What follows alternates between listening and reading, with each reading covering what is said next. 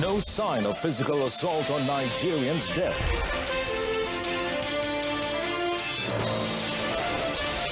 "247 illegal immigrants detained in integrated raids."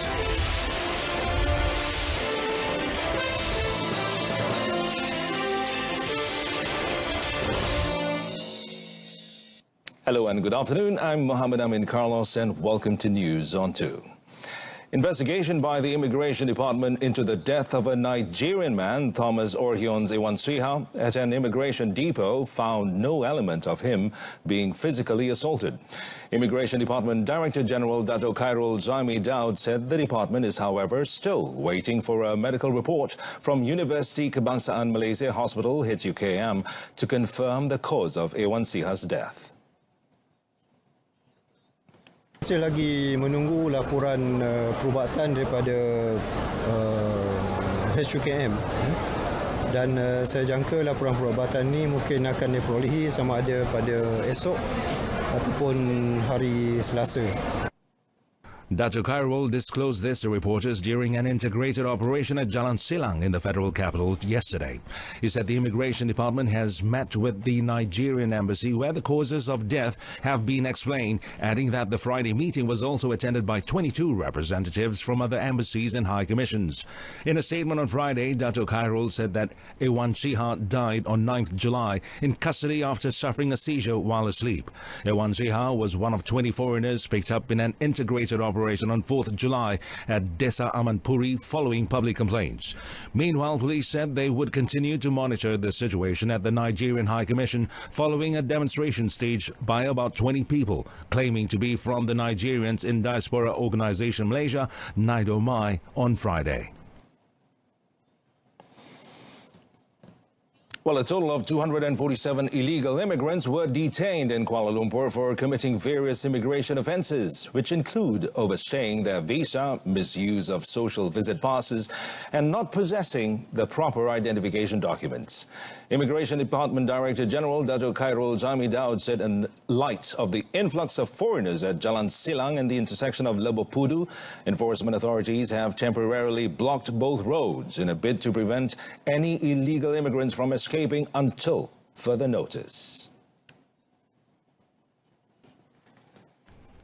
Aside from the Immigration Department, other agencies such as the Companies Commission of Malaysia, the Civil Defence Force and the National Registration Department were also involved in the integrated operation. Pada kali ini kita menukar sedikit strategi. Pegawai-pegawai immigration masuk lebih awal dan melalui pintu-pintu belakang. Strategi diubah sedikit untuk memastikan mereka ini tidak melarikan diri dan sebagainya. In addition, the department recommends local authorities to take further action, including carrying out raids to prevent the location from becoming an illegal immigrant den.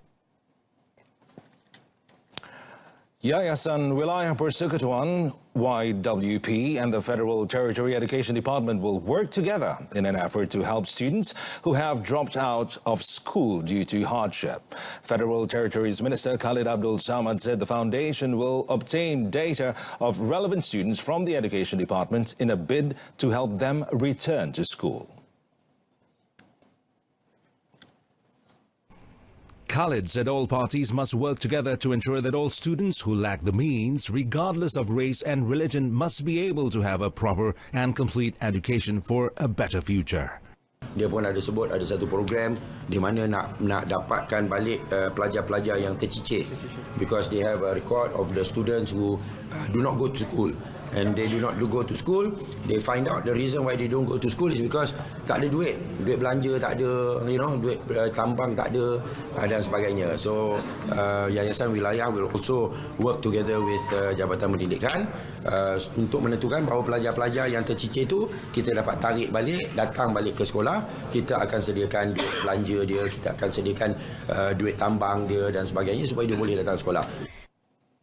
Khalid said this to the media after an event in Kuala Lumpur. During the event, a total of 1 million ringgit was presented to Tafiz schools and private religious schools, while 500,000 ringgit was given to Chinese independent schools. The allocation will benefit 22,000 students at all education centers in Kuala Lumpur, Putrajaya and Labuan. University Sultan Zainal Abidin, or UNIZA, is the first university in the country to collaborate with the National Archives of Malaysia to research and share expertise in digitalizing old manuscripts. UNIZA Vice-Chancellor Dato Dr. Hassan Basri Awang Maddahan said for a start, the university would digitalize 35,000 copies of old manuscripts on the Malay Sultanate and Islam during the pre-independence era. According to Dato Dr. Hassan, the university is expected to receive the manuscripts which were brought from the University of Durham, United Kingdom, by the end of the month. He said an online manuscript research centre, which will be the biggest in Southeast Asia, will be set up to serve as a reference centre for the study of Islamic manuscripts. Kita masukkan dalam bentuk soft copy lah. Untuk soft copy dalam ni untuk dia menjadi capaian kepada mereka yang berminat untuk membaca ataupun mengkaji bahan-bahan teks ni, dan dia mencakupi ilmu-ilmu Islam, ilmu-ilmu saintifik dan sebagainya mengikut bidang masing-masing, dan juga berkenaan dengan kesultanan. Dato Dr. Hassan said this to reporters after the signing of a Memorandum of Understanding, or MOU, between UNIZA and the National Archives yesterday. Under the MOU, the university's Research Institute of Muslim Malay Product and Civilization will digitalize the old manuscripts using modern technology and equipment. This will make the university the only digital database catalogue of official documents on the history of the Malay world, the Malay Sultanate and Islam in Malaysia, and the Malay Archipelago. Well, police detained 7 people, including a teenage Thai girl, and seized drugs worth 200,000 ringgit in 3 raids conducted in the districts of Kota Baru, Pasir Mas and Tanah Merah on Friday. Kelantan Deputy Police Chief Dato Azmi Abu Kasim yesterday said the drug seizure comprised of 18,500 pills, believed to be ecstasy, 50 Aramin 5 pills and 55 grams of shabu. According to Dato Azmi, during the first raid at 9:30 p.m., police detained 4 suspects, including the Thai woman, aged between 19 and 28, in a car along Jalan Taman Manal Jaya, Tanah Merah. During the second raid, however, police nabbed a 33-year-old male motorcyclist at the roadside of Kampong Becah Palas, Bunut Susu, along with 1,300 pills worth 13,000 ringgit. Speaking to a media conference at the Kelantan Police Contingent headquarters yesterday, Dato Azmi said 2 other men, aged 22 and 28, meanwhile, were arrested at a house in Kampung Wakafstan, Kota Baru. Kemudian kita juga menyita 2 buah jenis motosikal dalam kes pertama dan juga kes yang ketiga. Yang kes yang kedua tu ada kereta, tapi yang itu kita tak sita di bawah Akta Pelucut Hakkan Harta lah. Jadi kita masih siasat di bawah Akta Dadah Pembayar lah. All the suspects are in remand for drug trafficking and may face the death sentence if found guilty.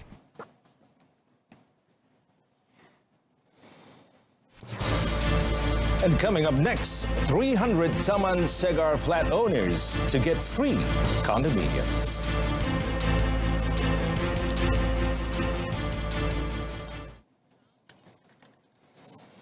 Sultan of Perak, Sultan Nazrin Muizzuddin Shah, yesterday launched his book, Striving for Inclusive Development from Pangkor to a Modern Malaysian State, which charts Malaysia's economic and social transformation over the past 150 years. Now, during the launch, His Highness said Malaysia is the developed and progressive country it is today, thanks to the collective contributions of Malaysians from all levels of society.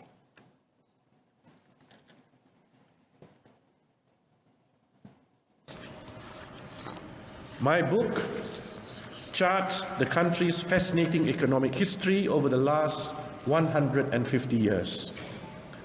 It is a journey that demonstrates national perseverance, institutional changes, and indeed a long-term striving for inclusive development. Malaysia is what it is today because of the collective contributions of all communities. Also present at the launch was the Raja Permaisuri Perak Tuanku Zara Salim. The book covers the historical analysis of various aspects, especially in terms of Malaysia's economic history from the British colonial era up to the modern era. Overall, striving for inclusive development makes it clear that the country still faces huge and complex challenges. Building on its analysis of the past, this landmark book concludes with a forward-looking assessment of these challenges and sets out Sultan Nazrin Shah's vision for an inclusive and sustainable future. A total of 1,200 individuals who are owners of 300 apartment units of Pangsapuri Taman Segar in Cheras are each eligible to own a new condominium free of charge. Federal Territories Minister Khalid Abdul Samad said the condominium units will be equipped with modern features and will be twice as big as the previous old unit. In line with the concept of generation and reconstruction of the city, the efforts of developers via Corporate Social Responsibility (CSR) involves the replacement of 3 low-cost 5-story apartments measuring 500 square feet per unit with a 900 square feet condominium each. Daripada 1,142 itu, maka 300 akan diberikan kepada pemilik-pemilik flat kos rendah secara percuma.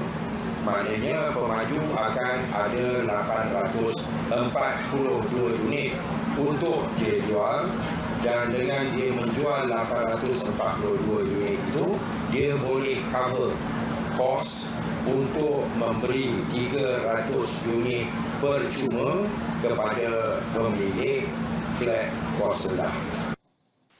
Speaking in Cheras, Khalid said the replacement condominium will be carried out as the new project will be built on the land of the old apartment, which has been standing for 40 years.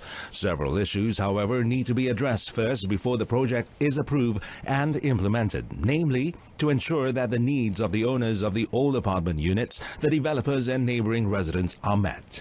This includes obtaining a guarantee agreement for each condominium unit, the issue of traffic congestion and the impact of the project on the surrounding community. The Works Ministry is in need of a bigger allocation for Budget 2020 to ensure that the implementation of projects for the convenience and comfort of Malaysians can be carried out more effectively. Well, in relation to that, Deputy Minister Muhammad Anwar Tahir said the ministry will file an application and appeal to the Finance Ministry for the allocation to be raised. Jadi kami akan merayu kalau perlu merayu. Kami memberi cadangan balas kalau perlu cadangan balas supaya projek-projek untuk keselesaan rakyat ini, kepentingan rakyat ini boleh berjalan. Kan? Supaya peruntukan itu bertambah besar untuk tahun depan. Muhammad Anwar said this after an event with the Cik Wong Orang Asli community in Kampung Enggang, Kuala Gandah, Temerloh, Pahang. Meanwhile, the Works Ministry said it will upgrade the road to the Kuala Gandah Elephant Conservation Centre for the convenience of visitors. In regard to that, the ministry will submit an application for 3 million ringgit to the Finance Ministry to upgrade the 14-kilometre road.